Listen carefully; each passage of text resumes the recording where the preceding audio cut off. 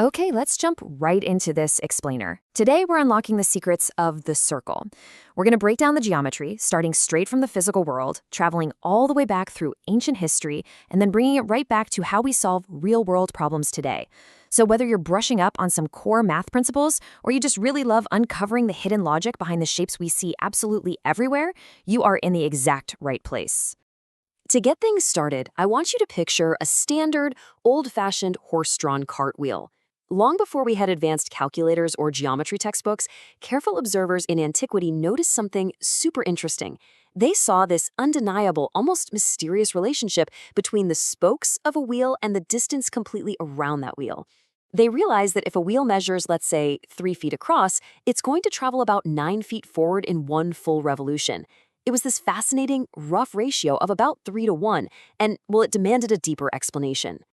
Section 1. Anatomy of a circle. Honestly, understanding the math is so much easier when you look at where the words actually come from. Take radius, for example.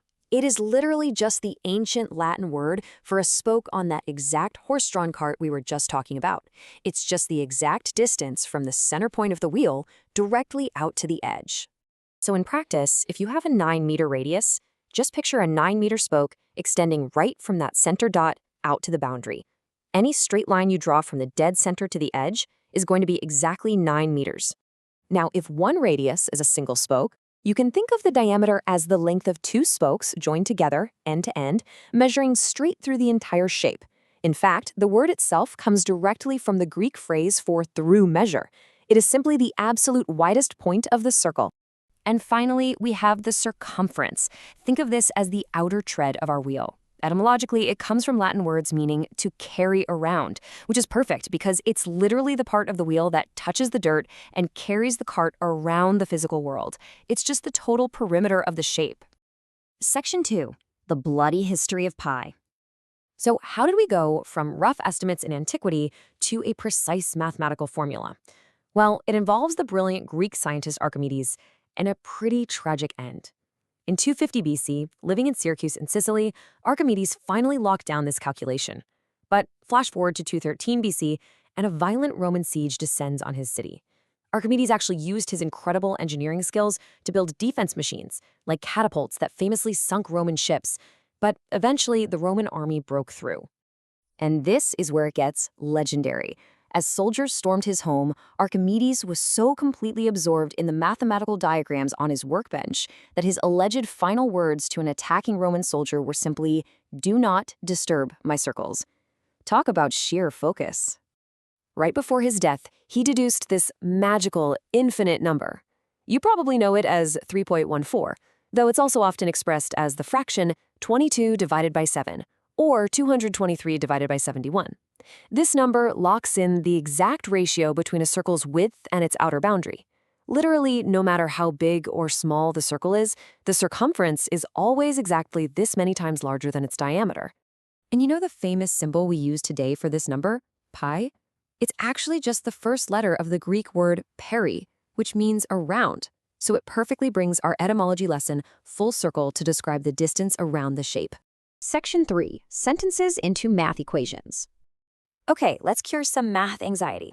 We can take normal, everyday English sentences and translate them straight into math formulas. Watch this. We start with a sentence. The circumference is 3.14 times the diameter. Let's shrink circumference down to a capital C. The word is turns into an equal sign. The 3.14 transforms into our pi symbol, and diameter becomes a lowercase d. Just like that, boom, we have our most basic formula, C equals pi times d. And the best part? We can use that exact same trick if we only know the radius. Remember, 2 spoke lengths, 2 radii, make up the diameter. So our sentence becomes, the circumference is 3.14 times 2 spoke lengths. That translates to C equals 3.14 times 2 times the radius. Rearrange those symbols a bit to make it neat, and we get the absolute classic formula. C equals 2 pi r. Section 4. Solving for the unknown. Now, before we start solving things, we have to talk about the classic traps people fall into. The biggest one? Mixing up the radius and the diameter. You have to pay close attention to which one you're given. If you have the radius, do not forget to multiply it by 2 when you're finding the perimeter. And whatever you do, don't confuse area and circumference. Remember, circumference is the outer edge. Area is pi times the radius squared, which measures the flat space trapped completely on the inside. All right, let's put this into practice. We've got two different starting points side by side here, a 12-inch radius on one side and an 11-centimeter diameter on the other. We have to handle these slightly differently. Let's break this down step by step. For our first circle, we're given a radius of 12 inches. To find the circumference, we use 2 times pi times the radius. So 2 times pi times 12, giving us 75.4 inches. For the area, we square that radius first. 12 squared is 144, multiply that by pi, and we get 452.4 square inches. Now look at the second circle. Here, we're given a full diameter of 11 centimeters. The circumference is easy, just multiply pi by the diameter.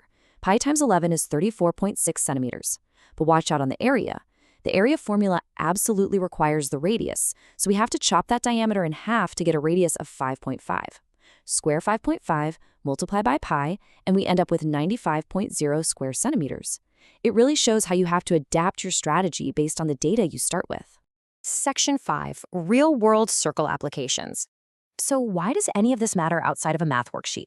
Well, these ancient formulas literally dictate the construction of our modern world. Think about civil engineers planning road layouts that require perfectly smooth, safe curves, or calculating the exact lengths of pipes carrying our drinking water.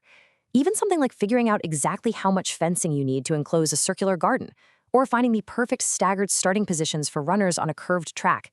It all comes back to pi, the radius, and the circumference. I'm going to leave you with a bit of a critical thinking riddle to chew on. Imagine a situation where the numerical value for the area perfectly matches the numerical value for the outer boundary length. Like, when exactly does pi times the radius squared equal 2 times pi times the radius?